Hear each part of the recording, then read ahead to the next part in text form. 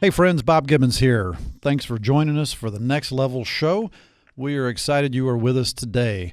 And as always, we're here to learn how people start companies, why they start companies, what they do right, what they do wrong, how they overcome challenges. So today is no different. I'm excited because let's say you've started a company, you're making a ton of money, you work for a big company and you have extra cash laying around, you don't know what to do with, right? Do we all have that problem? I've never had that problem. But if you do have that issue and you have an interest in helping out society, the bigger society, and giving back some, our guests today are here to help you. Good Returns is the name of the company, and our guests are Salah Boukadoum, and Kyle Lukianuk. Man, you guys didn't have to make this any easier, did you? Sorry about that, Bob. Well, we're excited you guys are here. They're co-founders of Good Returns. You can find out more about them at goodreturns.org. So welcome to the show, guys. Thank you very much. Thank you. It's great to be here. So, goodreturns.org. Does the .org mean that you are a nonprofit necessarily, or is that just mean you're a purpose-driven impact organization? Both. So, okay. Yes, we actually operate as a hybrid. So a common term that's thrown around is social enterprise. But we actually have a nonprofit and a for-profit that work together to do the entire Good Returns model. Okay. So there's a nonprofit that really is in charge of moving the money. So we work primarily with giving interest-free loans to what we call impact organizations, which I know we'll talk about as we continue the conversation. But nonprofits are specifically set up so that they can provide interest-free loans to other organizations. So all the capital flows through the nonprofit. And then the for-profit entity really drives value for our corporate clients.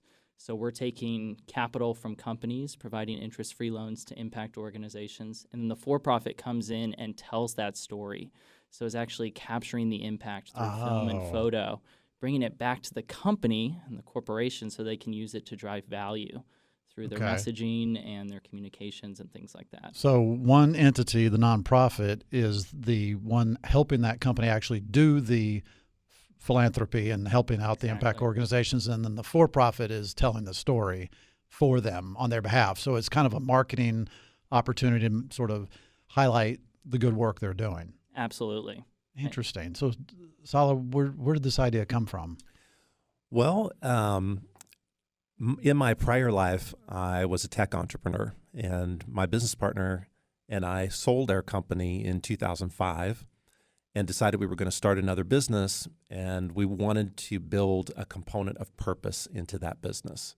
So with a little bit of time on our hands, we had the luxury to ask ourselves some questions about what does it mean to have a company that has purpose.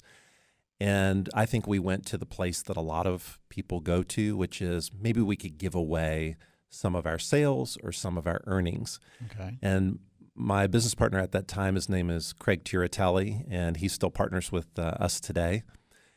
He's sort of the finance guy and the one who thinks about making sure that everything works to the bottom line. So I asked him, how much could we give away? And he said, well, what do you want to give away? I said, how about if we gave away, say, 10% of our sales? And he said, I can look into the numbers. And I said, well, what if we gave away, say, 50% of our earnings? And he said, that is going to be really, really tough to maintain a business like that. Yeah.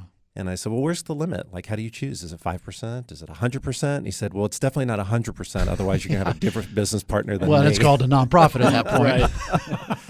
So we kind of brainstormed around this for a while, and we came to the realization that, well, we could actually lend away as much as we wanted to. You could lend 100% of the profits of a company if you wanted to, as long as you knew for sure that all the dollars were going to come back. And that was the seed of the concept of Good Returns at the time. So we went to talk with some other businesses and said, what would you think about doing a project like this? And they said, it's interesting, but we would really need to see a demonstration of that concept before we would want to participate. So we ended up actually starting a company that would lend 100% of its profits interest-free to solve a key problem in the world. And that was the birth of a company called Soap Hope. Soap Hope kind of demonstrated the Good Returns model. So Soap Hope is a for-profit entity, but it's lending all of its income, or its profits, I should say, for the philanthropy piece of it. Exactly. And because all the money comes back, you can really just think of it as sort of volunteering your money for a year. You get all the money back. We don't ask other companies to invest 100% of their profits. That'd be This a tough was sell. demonstration. But we do ask them to select an amount of their available capital and to make an interest-free loan. And we make the process super easy for them because we took all of the lessons of how to do this through Soap Hope and packaged it up so that it would be easy for other companies to kind of follow in our footsteps. Gotcha. So when did this company start? When did Good Returns start? Well, after doing Soap Hope for 4 or 5 years and really working out all the kinks, it's a lot harder than you might expect to facilitate a process like this. You have to have a guarantee so that you're 100% assured that all of the money is going to come back. There's legal paperwork. There's a lot of things that have to be figured out. So we took our time, and after 4 or 5 times of doing these annual cycles, as we call them, we decided that it was time to make a new company called Good Returns that would just help other businesses to do that. And that's where Kyle really came into the picture to help us form that entity and have that program turn into its own institution, which, when was that, Kyle? That was back in 2014, just at the end of 2014. Mm-hmm. So you and your former partner started Soap Hope to sort of be the proof of concept for what then Kyle came in and you guys started Good Returns together to now take that on to other companies. Exactly. So, I mean, it's hard enough to start a company that actually survives by itself, but to start one strictly for the purpose of proving up the concept where you're also going to be lending out 100% of your money, that just is another strike against you. I mean, depending on the numbers you hear, I hear everything from 50 to 80% of companies are going to fail in the first 5 years. Now you throw this into it, that makes it even less likely that it's going to survive. How did you guys make Soap Hope survive? And by the way, tell us a little bit about Soap Hope. I assume by the name that you're selling soap. Well, it started that way. As I said, it was a demonstration, so we literally just bought some natural soap bars wholesale and put them up on eBay and sold them retail just to see how that would work. Just a reseller. Yeah. Exactly. And that little experiment snowballed. We now have about 4,500 different products that we sell. Oh my! All kinds of natural and organic products for body and home. Soap is a small portion of it at this stage. So anything you can think of that comes in a bottle or a box that you use in your home that you would want it to be natural, Soap Hope sells that. And we've got a little team there that ships orders out every day all around the country. It's online only, and its entire economic output is designed to end poverty for women. That's the mission of Soap Hope through the Good Returns model. Nice. You're right. It is tough, and especially in a competitive online environment, it's tough to make a business like that work. But the fact that you have this powerful mission and that the purpose of the company is 100% dedicated to something really important for humanity, that gives you a whole new set of tools that are available to you. So it gives you a set of marketing tools, it gives you a deep customer loyalty, and it gives you a story to tell that almost no other company can really share. Those are special advantages, and I think not only from a business perspective, but just from a community perspective, when you go out with purpose first, you get to kind of tap into a kind of support that isn't really available to just a traditional, warehouse type of business. And I think that's part of the reason that we've been able to make a go at it in such a competitive environment. So does that mean then that people are willing to pay more for the same product because of the purpose behind it? I don't think so. We don't ask them to No? do that at Soap Hope. We ask them to be conscious about where they're buying and to choose us over all the other available options. And we have very competitive prices there. And we always tell other entrepreneurs, if you're going to start a purpose-based business, you have to start with a business model that works. You don't get any slack just because you're doing good in the world. Right. But you do get a differentiator if you're doing good in the world. And if you can tell the story, your product and service is just as good as anybody else's, and you're doing something really powerful with your business, people care about that, especially this newest generation. Really, really, that makes a difference to them. What was the company that you started before all of this? That was called Atrana Solutions. It had no purpose in it whatsoever.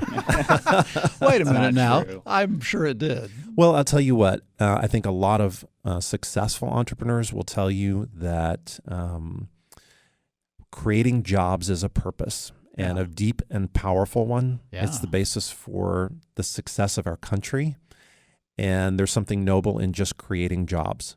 But I think today, with the scope of challenges that we face, people realize that's not enough anymore, and it's kind of your baseline. It isn't very important to be a job creator and an innovator and an entrepreneur, but it's also important on top of that to be really conscious about how you're plugging into solving some of the great challenges that we face. Interesting. Yeah, I mean, people come on to the show, and one of the reasons I started the show was because, I feel like entrepreneurship and people that are creating and innovating and starting companies, et cetera, and creating the jobs and solving other problems through companies and through the for-profit model that, without the profit model, it's not as likely that people are going to be solving these problems, because how can they if they don't have money coming in to pay for it? And there's been so much bad press in the media for so long about greedy business people and how they're doing all these horrible things to everybody else, and it's all about me. And yet I've done 195 or so interviews on this show, and only 2 times have I ever actually had somebody say I started a company to make money. They always say, I start the company to solve this problem for a greater purpose, to fund this, to fund that, to whatever. And we also have nonprofits on the show, because that's entrepreneurship as well. And so I like what you guys are doing, because I do think that the for-profit is a great thing, and it has a lot of good purposes behind it, but then marry that with a greater good beyond that, and that's even better. Well, we're going to take our first break. We will be right back after this. We are back. We're talking to Kyle Lukianuk and Salah Boukadoum, and they started Good Returns. Check them out online at goodreturns.org. So Salah, you guys had the other company you mentioned. What was that? Atrana Solutions. Was that an IT kind of company? It was. What aspect specifically was that in? Well, this was before the internet was everywhere.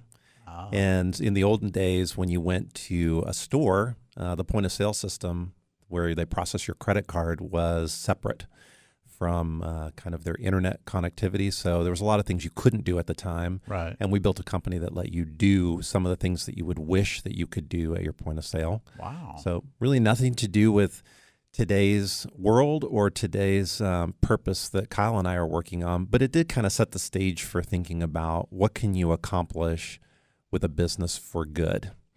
And I think after applying some of those principles to the SOAP Hope test, and then with Kyle joining our team, we started really thinking about what is the purpose of a business in a whole different way.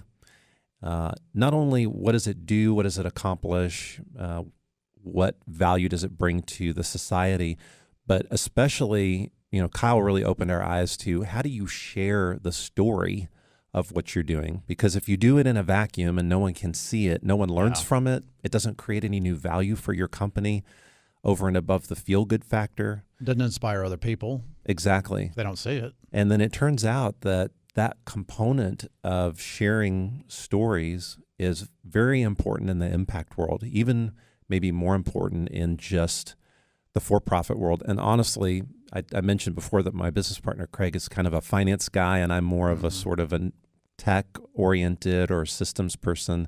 And we would have never discovered that if it weren't for this guy who walked in the door one day and said, I want to do some impact with you guys. So Kyle, how did you find out about what they were doing? Well, I actually met Salah being on the board of a group here in Dallas called Chiapas International. That was Really? started by Lucy Billingsley and a group of 30 prominent Dallas businesswomen, specifically focused on addressing poverty through women's empowerment around the globe and microfinance. And my background's in finance. I started my career at a bank and just one day Googled finance doing good and came across this concept of microfinance and found this group in Dallas that was working on it, was really leading the charge here in Dallas. went and volunteered for about 6 months, licking envelopes, sending out letters, things like that, and eventually got asked to be on the board. And in one of the first board meetings, met Salah and said, I want to sit down with you and talk about an idea that I have. And it turns out that it was sort of a smaller version of Good Returns. And he said, I'd really love to work on this together. And so we just started moonlighting and just spending nights and weekends together. I was still in my career in finance, but wanted to work on this. And so we just started hashing through some of the problems and some of the challenges that we faced. So what was it about this sort of mission what got you down that mission road? I think it was, I tell this story a lot, but I think a lot of it has to do with the home in which I was raised. So my dad actually was an international lawyer for 25 years, traveled around the world, negotiated multi-million-dollar contracts, and one day just quit and decided that he wanted to go into Christian education. Oh, wow. And became a high school principal. And so you can imagine, the change in lifestyles. No kidding. How old were you when this happened? That was back when I was in fifth or sixth grade. Oh, man. So you're like 11, 12 years exactly. old at most. Went from never seeing my dad because he was in Singapore and Cairo and Paris all the time to one day he was just sitting on the couch. And I was like, what are you doing here? And he's like, well, we're going to be hanging out a lot more. Good news and bad news, son. And then became the high school principal at the school that I was going to. You can never get away with anything ever again.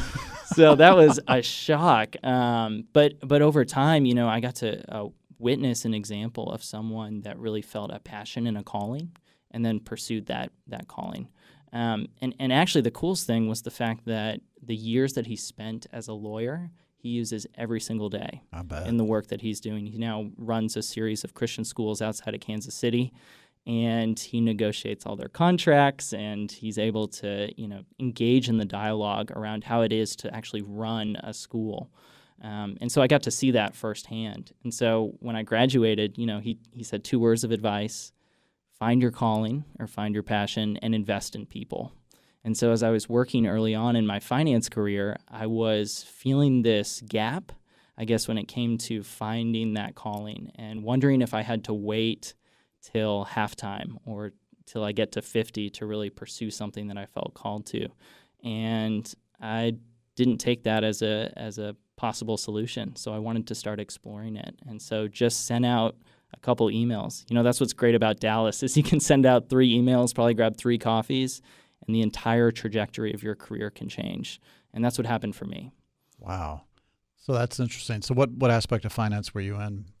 I was in the kind of global commercial banking side I worked for Bank of America and then went over to KPMG and was working in their risk compliance and internal audit services. So particularly working with private equity firms and some mortgage lenders, things like that. Very exciting stuff, I can assure you. I can feel the fact that you're wishing you were still there. I know. I think about it every day. But again, I learned a lot of things, working for great companies like Bank of America and KPMG, especially coming right out of college. I learned a lot of things about how to be process-driven, how to look at things analytically, how to identify the root problem and then try to solve that instead of trying to treat the symptoms that kind of sit on the surface. And when it come to kind of work on something like Good Returns, that was really important. So there were challenges that we faced early on. I mean, when you're doing international lending, there's things that you have to overcome. You have to find the organizations. You have to deal with cultural differences. You have to overcome foreign currency risk exposure, things like that. Right. And then there's also the other side of the network, which is you're bringing something to the table that's completely new, completely different. And no other companies have done things like this before. And so you have to educate them on the benefits. You have to convince them that this is an exciting thing to do and that the impact matters. And so you have to be able to evidence that. So that's why SoapHope was so important. That's why some of these first companies that have come on board are so important as we want to continue to grow this and grow it in a smart way.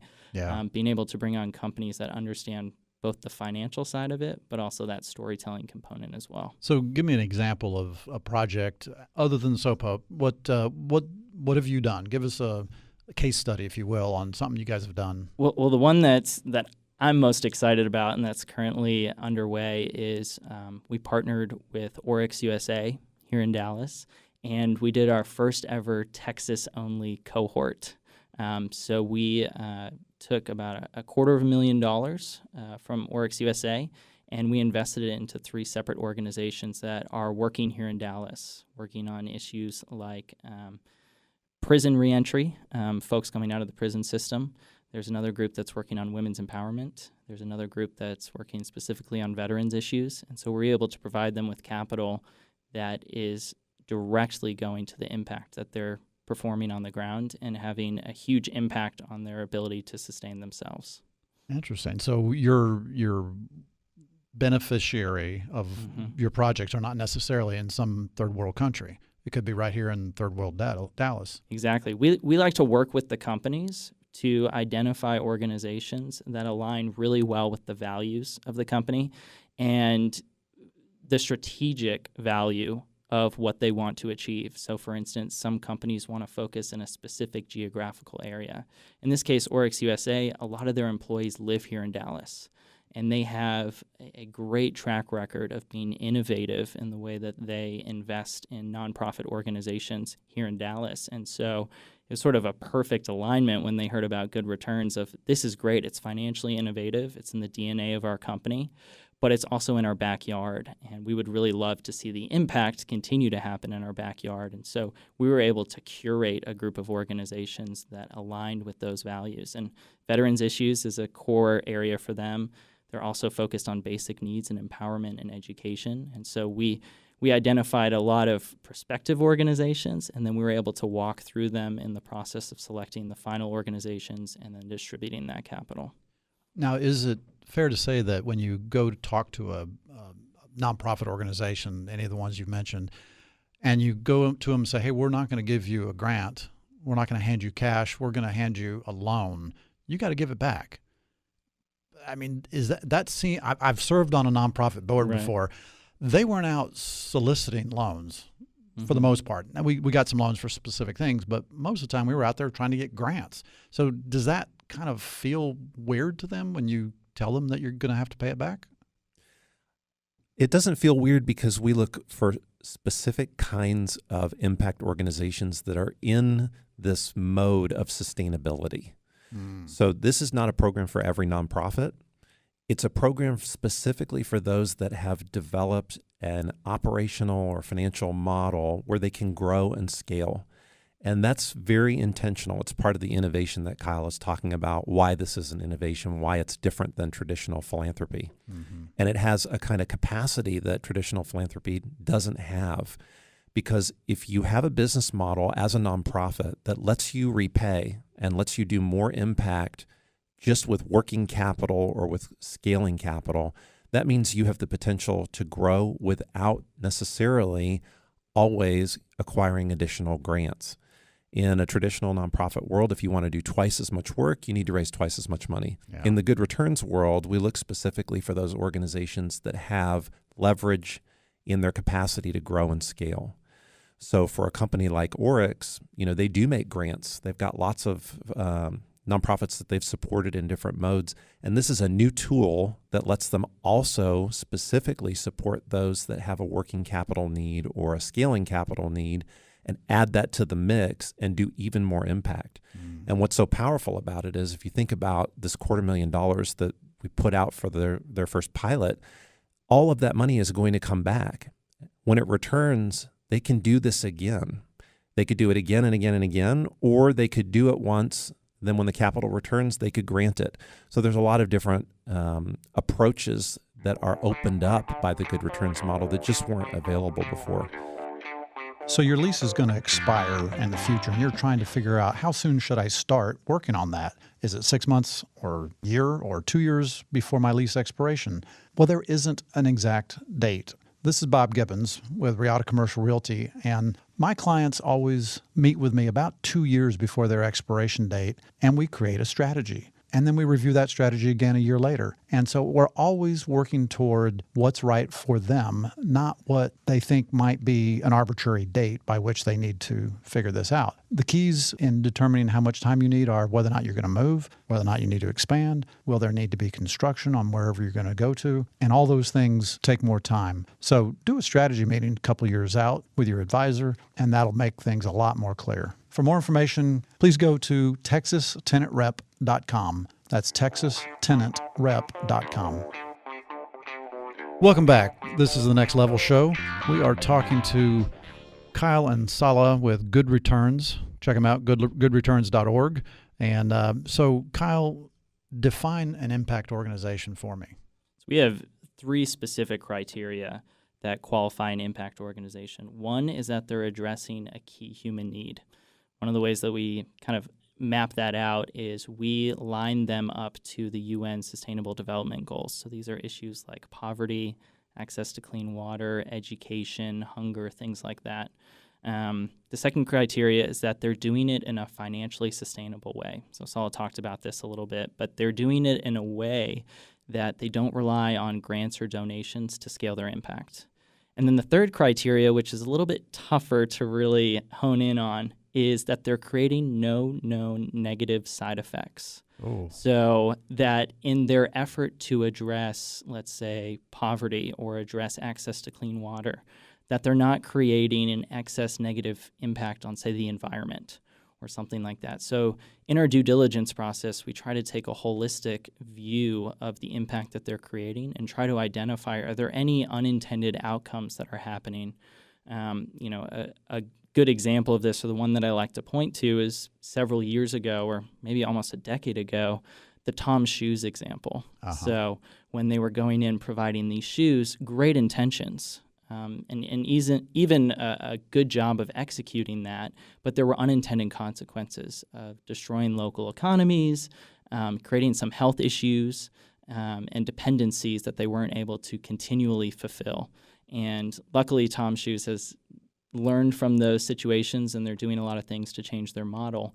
But they weren't able to do the homework up front to understand those negative consequences. And so part of our process is to hopefully identify those, and if they do exist, to work with the organization to remedy those as well. Interesting. So the impact organization is the nonprofit that's being funded, not necessarily the for-profit that's lending their money to the impact organization. Exactly. And we use the term nonprofit sparingly, because even though the organizations that we've supported in the past have all been nonprofits, we actually have the ability to lend just as easily to a for-profit, for-purpose organization. So you're seeing a lot of these pop up now, which are social enterprises that are structured as a for-profit, but they're really impact-driven. And they qualify just as well as a nonprofit does for our lending capital. Because we don't operate in the grant world, we can fund those just as much. Now, some companies may not want to fund a for-profit, but for some of the more innovative companies or companies that don't need to make that distinguishment, or maybe they're not operating through a corporate foundation, they have the ability to fund those for-profits and actually want to, because they see them as more scalable over the long run. So the company that's funding, giving the interest-free loan to the impact organization, from a tax consequence, they're not getting a write-off for lending that, because it's not a grant, it's not a donation, it's Right. coming back to them. So it's an interest-free loan. Mm-hmm. So it really has it's income tax neutral, isn't it? Well, the capital is actually lent after tax. So, Yeah. and maybe over time, there's a possibility of some legislation that may enable us to do something different, where maybe a company could lend pre-tax, but that's down the road, as we know, and would take a lot of work from a large community to make that possible. But you're absolutely right. There is no tax deduction or anything that a company can take, but they still do get that capital at the end of the year. And so when you look at it comparatively to a grant from a pure cost perspective, there's obviously a huge advantage from the lending model versus the traditional granting model. So if I look at two models, sort of what I'll call the traditional model of corporate philanthropy, where they just write a check to some nonprofit and they get a tax deduction for it. Mm-hmm. And of course, they want to tell everybody in the world about it. Aren't we that great? And it's a good marketing thing. In your model, where there's no tax involved, they're getting the money back, but they can now give that to anybody they really want to, whether they are for nonprofit or for-profit, but as long as they're an impact organization, they can do that. And they can still tell the same story and make their constituents, their customers, whomever, their employees feel good about the impact they're having on the world. So there are two models, but one seems to be, your model seems to be much more sustainable from the standpoint of, if they take the $1 million they would have handed to a nonprofit and just said, all right, it's yours, it's gone from us forever, versus taking that $1 million in an interest-free loan that they give to maybe 5 organizations, knowing they're going to get it back and then can recycle that over time. It seems like you're creating a bigger pool over time of capital that can be used for good. That's correct. And I'm glad you highlighted that. Yes. So okay. our intention is not to come in and replace corporate grant making.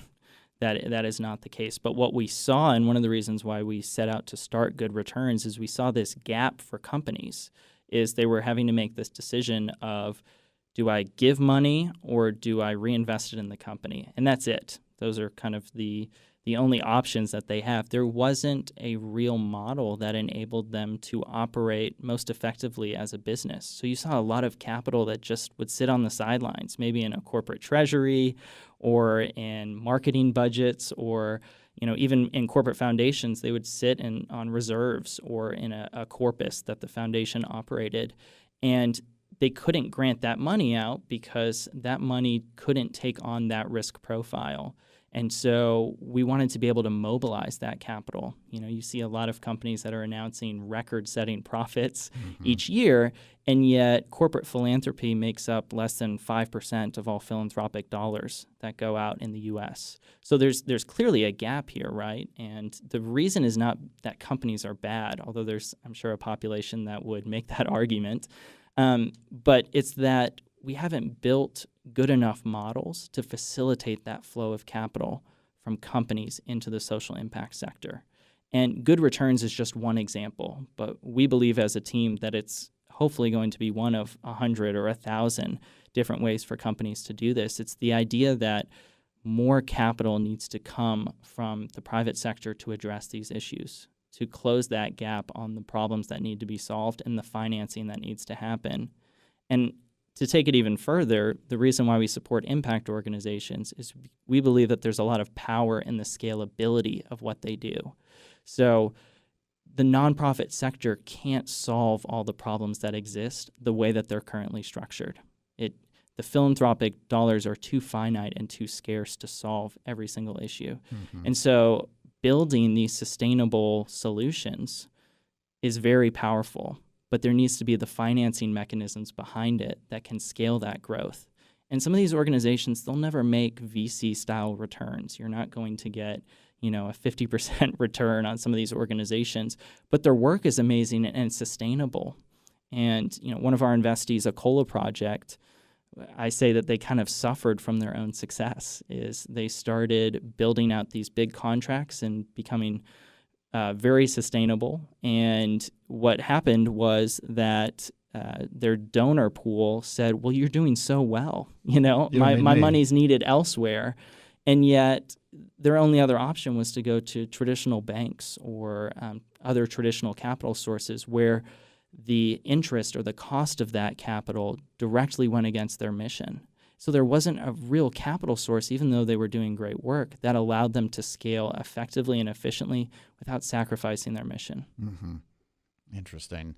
So it seems to me like a lot of this requires a whole different paradigm by which we evaluate impact organizations, whether they be for-profit or nonprofit, especially nonprofit. Because in the past, it seemed like the way nonprofits were graded was the percentage of donations that got put back into the hands of the actual beneficiaries of the nonprofit, and that nonprofit was penalized for paying their people, for providing them benefits, for marketing themselves, and all that kind of thing. And it seems like that's starting to change now. And people are starting to realize that nonprofits, to be sustainable, really have to look a whole lot more like for-profits.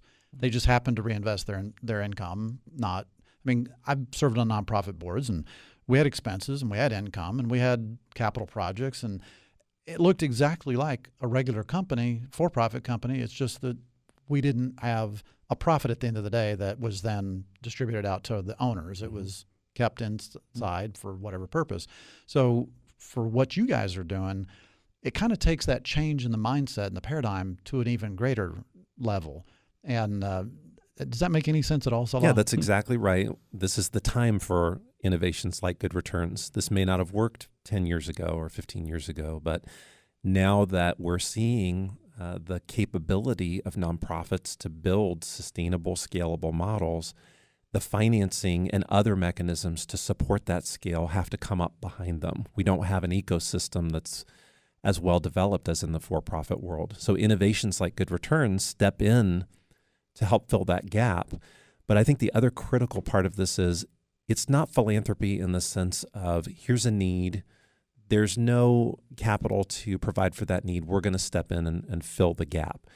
Instead, what we're saying is let's innovate a new relationship between different folks around the table. And so in this particular case, let's innovate a relationship between the corporation that provides the capital and the impact organization that's doing the good work in the world. And let's do that in a way that creates value for everybody, including the corporation. Because if we can create value for the corporation, they'll do more. And if you can create enough value for enough corporations, you'll have a very large capital pool that you can do lots of sustainable impact with. So we bring two very specific things to the table for the corporation over and above just managing this process.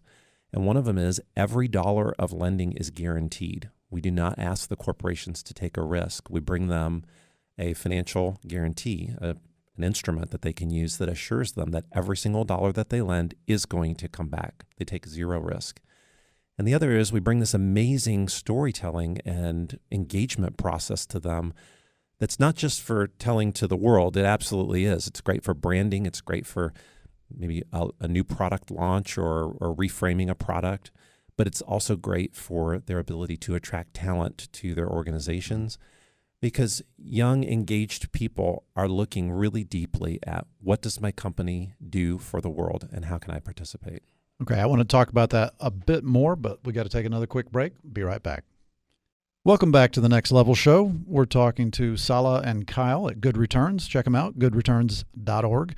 So, Salah, just before the break, you were mentioning that the corporations that provide these interest-free loans have a guarantee.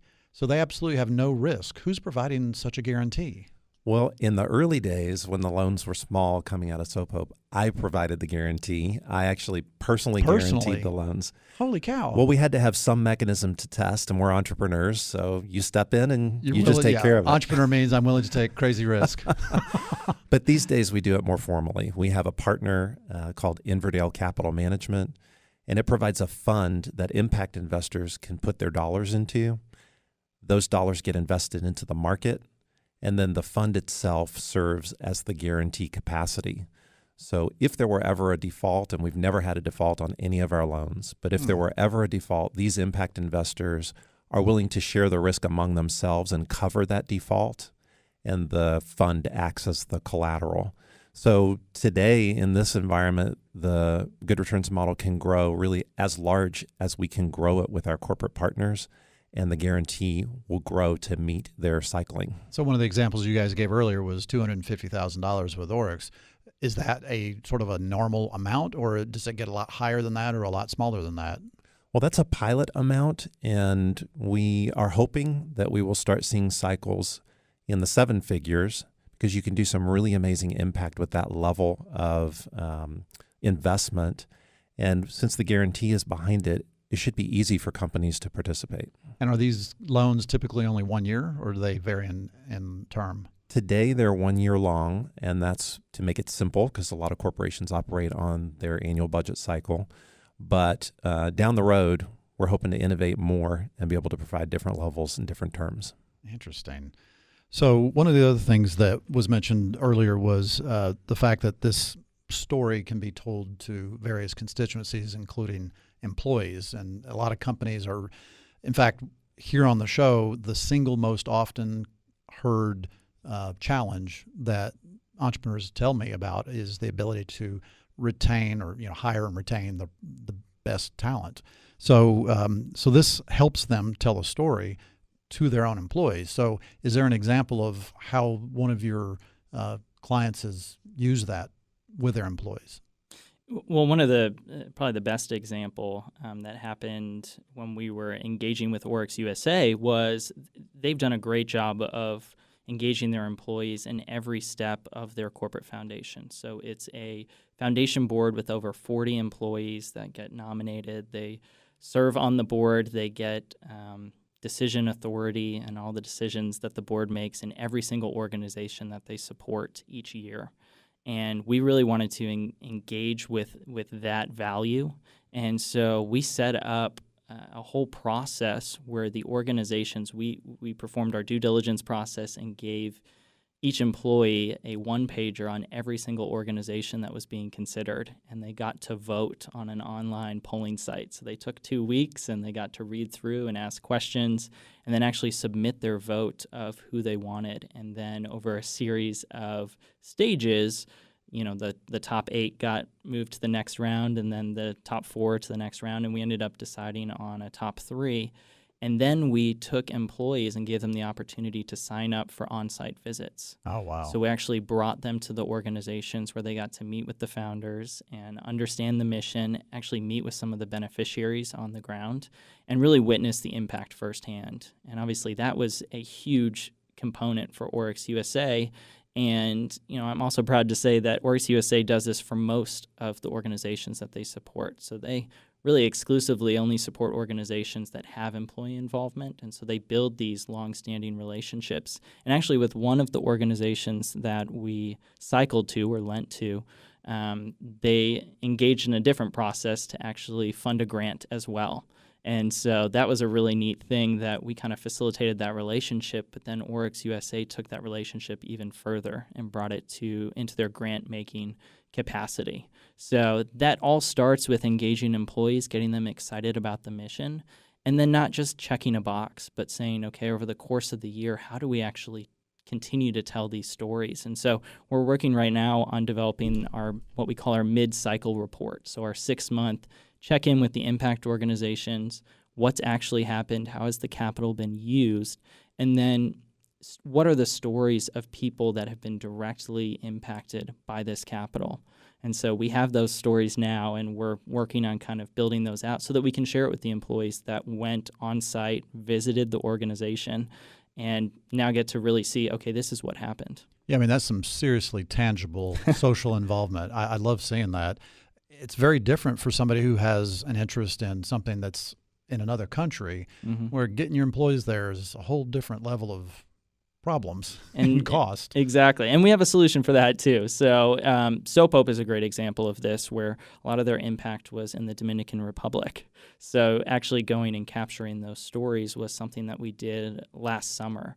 We showed up with a film crew, with a photo team, and went out, met with the organization, went up into Samana and met with a series of women entrepreneurs and got to sit down and spend half a day with them, walking through their businesses, interviewing them, letting them share their story from their own lens of what this capital meant. And this is all on your storytelling, which is your for-profit side now. Exactly. So that's a great example of how that company then is paying your for-profit company to help tell that story. Right, and we work with, right now, work with local creatives to go and kind of capture that story in an engaging way.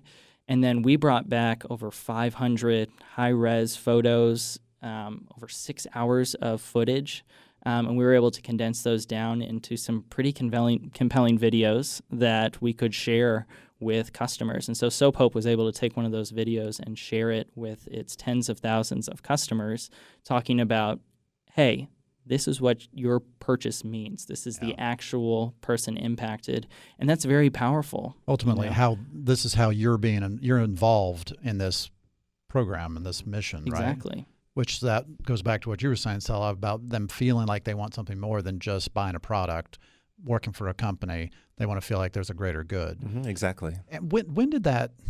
I hear that a lot with the millennials, but I don't really feel like it's just millennials. Do you find that it is that simple that you can confine it to certain generations, or is it bigger than that? I don't think it's split by generation, but I do think millennials have led the way in really integrating this into their life and really elevated this way of thinking that your dollars matter, where you spend them matters, all your decisions matter. And this idea that you don't have to wait till late in life to become a person who creates impact. You can do it every day. But I think it's a general cultural shift overall, and I think that's just in response to the increasing challenges that we face in our world.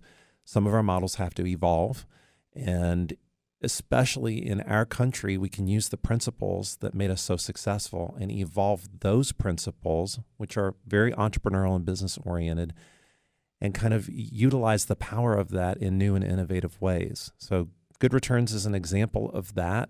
We really want Dallas to be a home for innovation in kind of this way of thinking.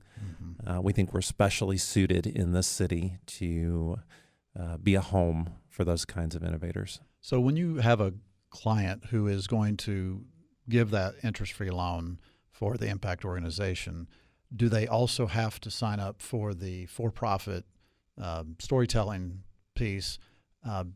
Because if they don't, how do you guys make yourself sustainable? I mean, you've got to get paid. This is not something that can be sustainable if you're not able to feed your families and put gas in your car. Well, our model is we have to create value. So it's true that cycling some dollars to an impact organization might create value, but anybody can do that. Only a corporation has the special posture of being able to tell that story to thousands or millions of people. And so that's where the value is to be unlocked. And it unlocks it not just for the company, but for the impact organization, whose story can be told to many, many more people through the lens of that corporation's communications channels. So even if you could do the cycle or the lending process without the storytelling, why would you? You want to do it in a way that not just is sustainable, but actually scales and grows and makes the biggest possible difference.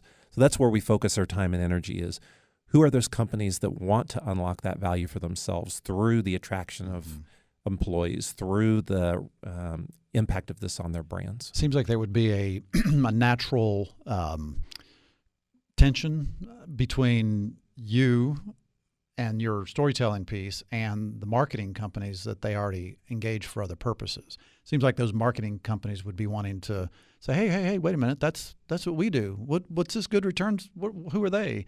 Do they know what they're doing? Do you find that to be true, or is it distinct enough where it's not really a problem? No, we find partnership opportunities there. So we work with marketing companies that will actually take the Good Returns capacity as a tool in their tool belt. And for those businesses that need something like this or that are excited about this kind of innovation, that's a tool that they can use to help perform the services that they're already doing. So we don't really find it competitive. We find it as a kind of a partnership opportunity. That's good to hear. So what does Good Returns look like in 5 years? Well, for me personally, and I know Salah would agree with this, but we see Good Returns as an organization that mobilizes not tens of millions, but hundreds of millions of dollars from corporations into the social impact sector. And we hope that it becomes really a beacon or an attractive magnet, specifically for the city of Dallas, in this idea of how do we think differently in the way that we approach social impact, and how do we get different parts of the city engaged deeply. So not just segmenting out the nonprofit sector or the civic sector, but actually engaging the resources that we have here, which Dallas has a lot of resources in this city. Corporations are just one of them.